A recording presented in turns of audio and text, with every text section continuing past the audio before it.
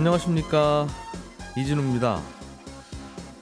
그동안 거래 절벽이라고 불릴 만큼 얼어붙은 부동산 시장의 경착륙을 막기 위해서 정부가 대책을 내놨습니다. 지난달 발표했던 대출 완화안을 앞당겨서 시행하고 투기 과열 지역, 조정 지역 같은 부동산 규제 지역도 대부분 풀기로 했습니다. 자세한 이야기 좀 더 들어보겠습니다. 삼성생명이 보유 중인 삼성전자 지분의 회계 처리를 두고 논란이 일고 있다는 소식, 그리고 미국의 10월 소비자 물가지수가 나왔는데 예상보다 낮게 나와서 주식시장이 크게 올랐습니다. 이 얘기도 챙겨 들어보겠습니다. 11월 11일 금요일 손에 잡히는 경제, 광고 잠깐 듣고 시작합니다. 네, 오늘은 박세훈 작가, 김현우 소장, 그리고 금요일에 들을 수 있는 목소리 안승찬 기자, 이렇게 세 분과 함께합니다. 어서 오세요. 네, 안녕하세요. 미국의 10월 소비자 물가 지표가 어젯밤에 나왔습니다. 네. 이게 1년 전만 해도 우리가 왜 알아야 돼? 그렇습니다. 하던 지표인데 네. 요즘에는 딱 한 가지만 알려줄게라고 하면 그거 알려주세요 그렇습니다. 하는 분들이 많아요. 전 세계가 주목하죠. 예. 미국의 물가가 조금 덜 올라야 이제 금리 인상이 서서히 브레이크가 밟히고 그로 인한 여러 가지 문제들이 해결될 거다. 네. 이제 그 얘기겠죠? 그렇습니다. 얼마로 나왔습니까? 7.7%, 작년 10월 대비 7.7% 오른 걸로 나왔는데 예. 시장의 전망치가 7.9%였거든요. 네. 전망치보다 낮게 나왔죠. 그리고 기름값이랑 농식품 가격을 제외하고 따로 또 보는 물가지수가 있는데 이것도 시장 예상치인 6.5%보다 좀 낮게 6.3%가 나왔습니다. 항목별로 좀 보니까 중고차 가격이 전월 대비로 2% 넘게 떨어진 게 눈에 띕니다. 아, 전월 대비 2%예요? 네. 이런 속도로 계속 떨어지면 한 30% 떨어진다는 거죠. 1년에. 그럴 수 있는 거죠. 예. 그동안 미국의 물가지수를 올리는 이유들 중에 하나가 중고차 가격이었는데 네. 이게 점점 내려오고 있는 겁니다.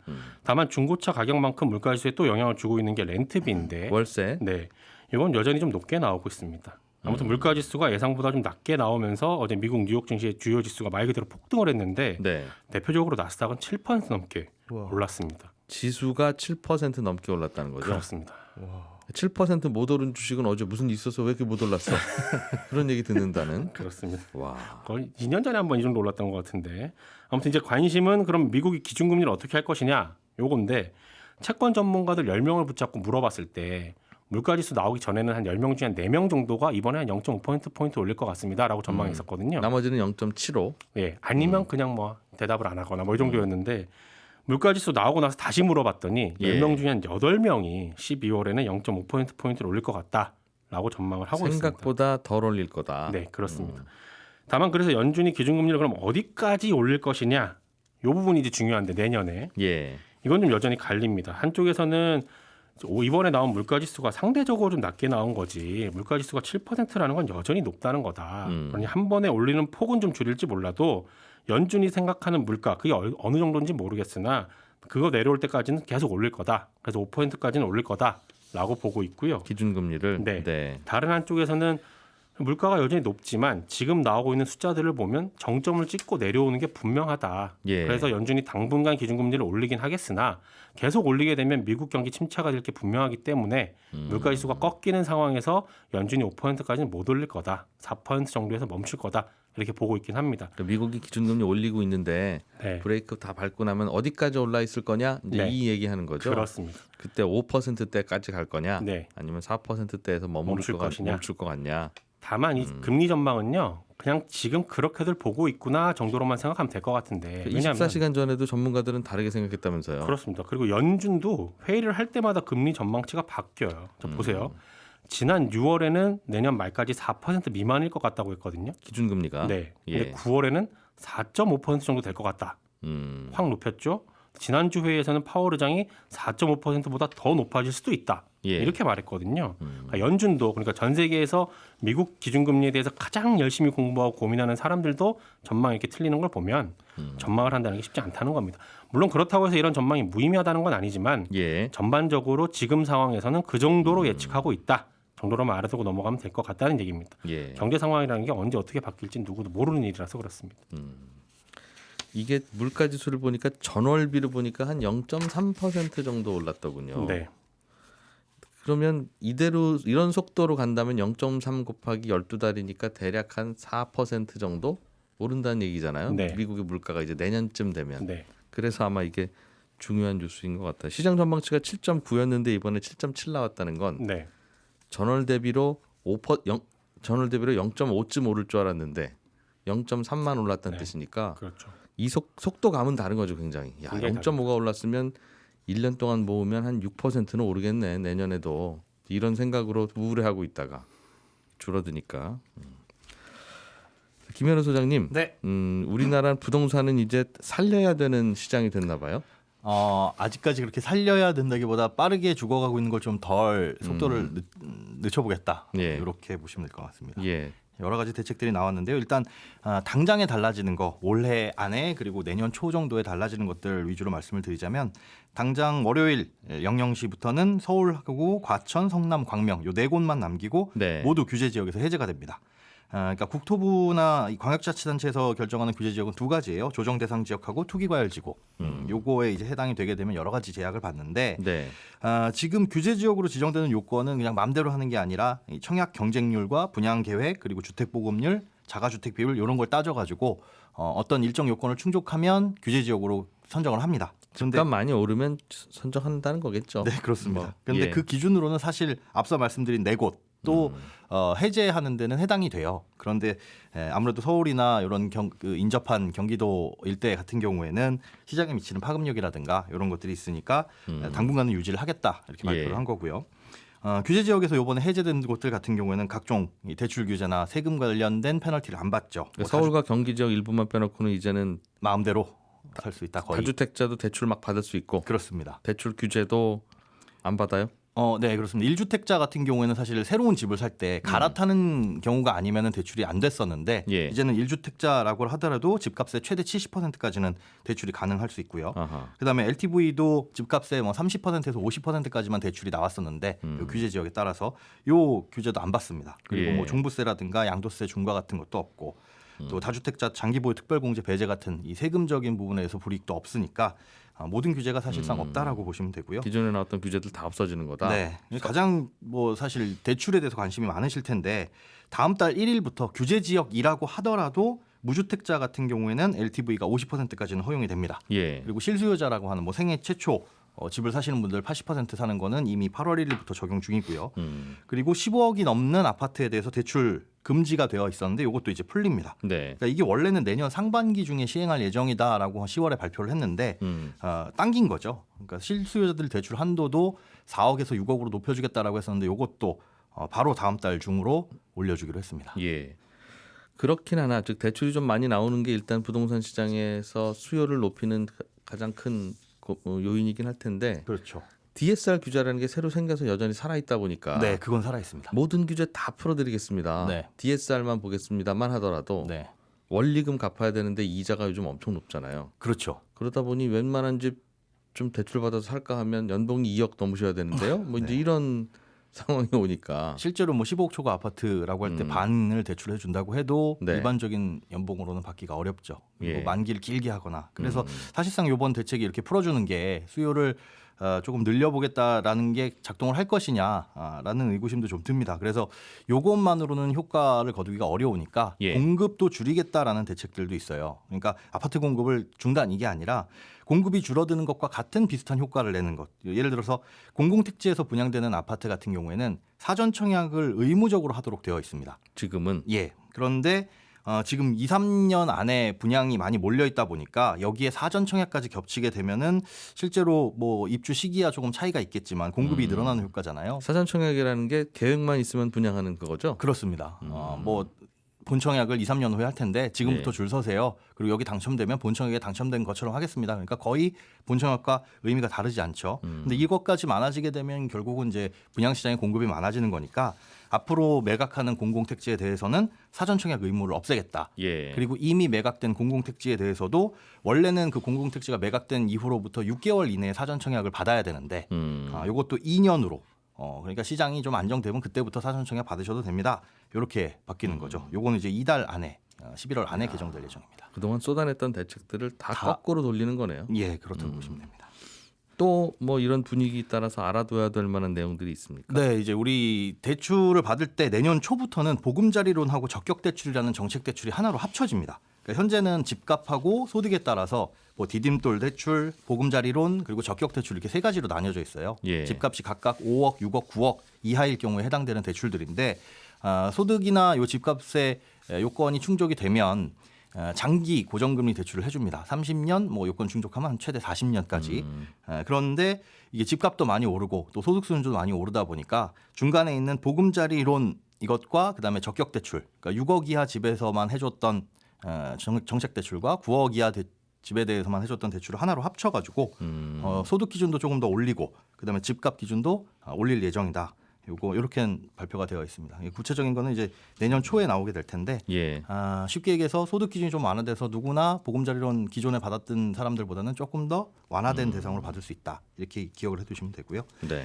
청약 제도 중에서 바뀌는 게 있습니다. 뭐 소위 줍줍이라고 하는 무순위 청약 있죠.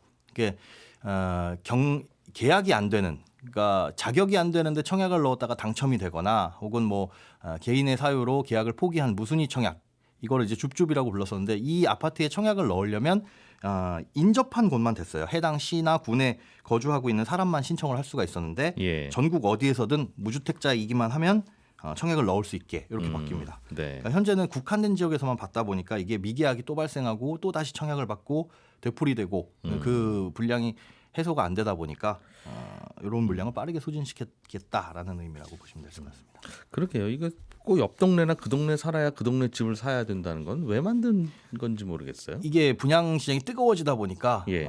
그렇게 한꺼번에 덤벼들지 마세요. 경쟁률 좀 낮춰봅시다라는 거죠. 그러니까 수요를 줄이겠다는 네. 명분으로. 그런 거였는데 이제는 그만큼 상황이 바뀌었다라는 예. 겁니다.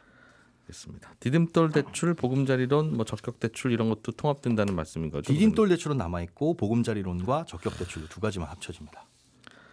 디딤돌이나 보금자리나 네. 다 좋은 말인데 이거 이런 얘기 듣다 보면 네. 마치 그 요즘 그 거리명 주소로 바꾸면서 네네. 아무 맥락도 없는 개나리길, 진달래길 그거 보면 그 길이구나 느껴집니까? 그게? 안 느껴지는. 죄송합니다. 이것도 왜 이름을 그렇게 헷갈리게 나쁜 이름은 아닌데 네. 맥락이 없으니까. 알겠습니다. 다른 불만 있는 게 아니구나요. 예, 듣다 보니. 예. 안승찬 기자님. 네. 오늘 이 뉴스 되게 어렵게 느껴지던데 삼성생명이 보유하고 있는 삼성전자 지분에 네. 회계 처리를 놓고 논란이 있다. 어렵죠. 예. 어려워서 배경부터 차근차근 설명드리겠습니다. 삼성생명이 계열사인 삼성전자의 지분의 8.5%를 보유하고 있습니다. 네. 그러니까 거의 삼성전자를 사실상 제일 많이 보유하고 있는 사람이 사실 삼성생명인데 이게 삼성그룹 입장에서는 매우 중요한 지분이에요. 왜냐하면 삼성그룹에서는 삼성전자가 제일 중요하잖아요. 네. 근데 이제 이재용 회장이 오너인데 삼성전자 지분을 직접 가지고 있는 건 굉장히 적고 이 삼성물산, 삼성생명을 통해서 간접적으로 지배하기 때문에 그렇습니다. 삼성전자를. 그러니까 삼성전자 예. 지분은 삼성생명이 들고 있고 삼성생명은 삼성물산이 들고 있고 예. 이 물산을 이재용 부회장이 가지고 있어서 이제 건너 이렇게 삼성전자를 지배하는 그런 네. 구조인데 예. 만약에 이 삼성생명이 가지고 있는 삼성전자 지분이 없어진다고 하면 마치 이제 실이 뚝 끊어지는 것처럼 이재용 회장 입장에서는 삼성전자를 지배할 수가 없게 되잖아요. 예. 그래서 어떻게 해서든 삼성생명은 삼성전자 지분을 끝까지 들고 있어야 되겠다. 이렇게 생각하는 게 굉장히 중요합니다. 삼성생명이 그런데 네. 삼성전자 지분을 왜 많이 들고 있어요? 그게 왜 그러냐면 예. 사실은 이게 뭐 오너 돈으로 혹은 회사 돈으로 한 게 아니고 삼성생명에 가입한 보험 가입자들 그 사람들이 낸 돈으로 산 예. 지분이에요. 그러니까 엄밀히 말하면 예. 이 삼성전자 가지고 있는 삼성전자 지분은 보험 가입자들한테 갚아줘야 할 돈입니다. 네. 언젠가는 줘야 되니까. 그래서 그동안은 삼성생명은 이 보유하고 있던 삼성전자 지분을 부채로 분류해놨어요. 예. 재무제표상에. 이건 빚이다 이거죠. 음흠. 그래서 그동안 쭉 이렇게 지내다가 삼성생명이 최근에 이 삼성전자 지분에 대해서 자본이다.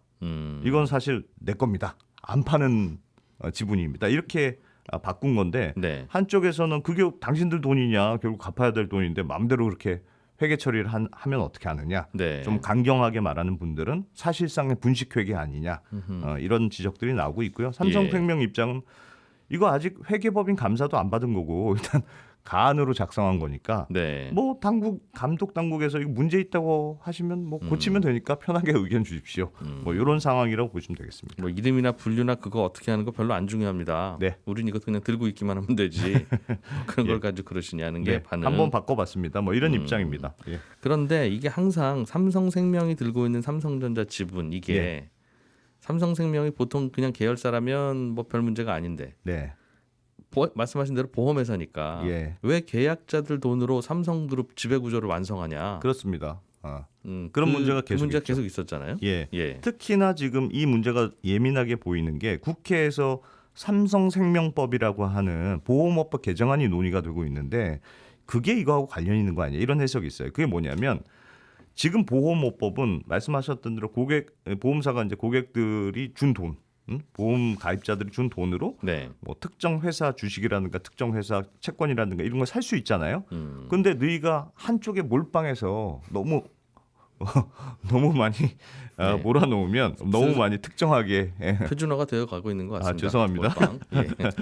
그러면 그 회사가 만약에 망하면 큰일이니까 한 회사나 한 계열사의 금융자산을 보유하는 금액은 보험사 총 자산의 3%를 넘으면 안 된다. 예. 이런 3% 룰이라는 게 있습니다. 예. 근데 이 3%를 계산할 때 주의할 점이 보험회사는 취득 원가를 기준으로 계산할 수 있다. 이렇게 돼 있어요. 이게 무슨 말이냐면 삼성생명이 삼성전자를 지분을 산 게 1980년 이전 일입니다. 예. 그때는 삼성전자 주가가 한 1,000원쯤 하던 때였어요. 와. 그러니까 가지고 있는 삼성전자 부채라고 하더라도 이건 당시에 취득한 원가로 계산하니까 뭐 한 5,500억 원 정도 됩니다. 예. 이렇게 이제 써놓을 수 있는 거죠. 그러면 삼성생명의 총 자산이 300조가 넘으니까 예. 뭐 0.1%, 0.2%, 별 얼마 안 되네. 예. 3%는 한참 모자라네. 이렇게 계산이 되는 겁니다. 네. 지금까지는 이렇게 해왔는데 이 국회에서 논의되고 있다는 삼성생명법은 야 보험사만 왜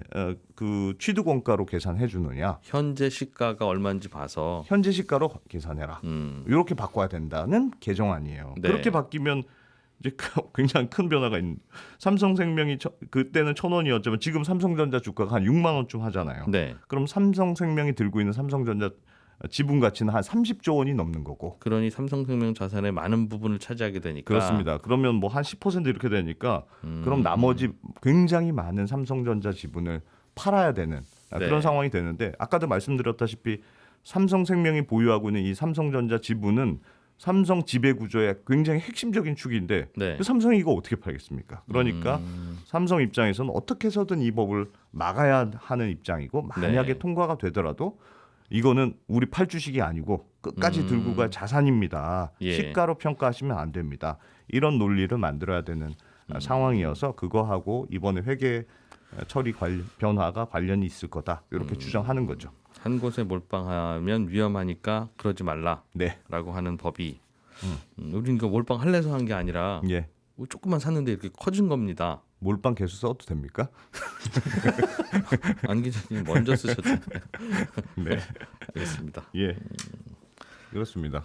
내년부터 보험회사의 회계 제도가 바뀌는 것도 영향이 있다던데. 예. 아 이거 회계 용어는 들어도 야, 모르고 이것도- 모르겠는데 아무튼 예. 설명 좀 해주세요. 이것도 예. 비슷합니다. 근데 조금 생소하실 수는 있는데 IFRS 17, 17이라고 있는데 네. 이게 뭐냐면 그동안의 보험회사는 각 나라가 그동안 해오던 관행이 있으니까 알아서 좀 하세요. 네. 이런 식으로 인정을 해주는 방식이었어요. 그러니까 각 나라 보험사들마다 회계 재무제표가 조금씩 다르잖아요. 네. 그러니까 엉망이다. 이러면 안 되겠다. 그래서 하나의 표준화된 안을 만든 게 IFRS 17이라는 거고 네. 우리나라는 이게 내년 1월 1일부터 도입이 됩니다.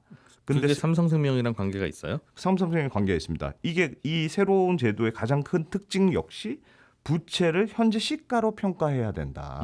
이런 거거든요. 근데 삼성생명 입장에서 똑같이 부담이죠. 왜냐하면 삼성생명이 이 삼성전자 지분을 살 때 유배당 보험 상품을 많이 팔아서 그걸로 샀거든요. 예. 유배당이니까 보험 가입자한테 받은 돈으로 이런저런 투자를 해서 수익이 나면 그걸 배당을 해줘야 되는 상품입니다. 예. 근데 삼성전자 지분을 부채로 가만히 놔두면 원가가 아니고 시가로 반영해야 된다는 게 새로운 회계제도의 기준이니까 그럼 앞으로 지불해야 되는 배당금도 늘어나잖아요. 내가 받은 수익금도 늘어나니까. 그러니까 부채 규모도 늘어날 수 있거든요. 그러니까 삼성생명 입장에서는 이거 파는 거 아닙니다. 예. 이렇게 하고 싶은 건데 반대하는 쪽에서는 뭐 누구 마음대로 안 판다고 하는 거냐. 원래 네 거 아니다. 계속 예. 이런 주장을 하고 있는 거죠. 이러나 저러나 요약을 하면 삼성생명이 갖고 있는 삼성전자 지분은 삼성 쪽은 안 팔고 싶고 예, 이런저런 논리나 법 개정 상황을 보면 팔아야 될 것 같고 그렇습니다. 그런 상황이라는 거군요. 예, 이게 큰일이죠. 삼성전자 주식을 뭐 몇십조 원 판다는 게 워낙 큰일이니까. 예, 알겠습니다. 그래서 시장에서는 이거 다른 구조들도 좀 논의가 되고 있더군요. 그렇습니다. 네. 예, 그러니까 뭐 조금 유예도 좀 해준다고 하고 예, 설마 실제로 시장에 다 팔겠느냐. 그래서 삼성 계열사가 그걸 좀 사오는 방안도 논의되지 않겠느냐. 뭐 그런 전망도 있습니다. 몰빵은 다 걸기라고 하는 게 맞다. 또는 집중 투자 이렇게 표현하자. 죄송합니다. 문자로 보내오셨네요. 네. 예, 안승찬 기자, 김현우 소장, 박선훈 작가 세 분 수고하셨고요. 청취자 여러분 고맙습니다. 저는 월요일 인사드리겠습니다. 고맙습니다. 이진우였습니다.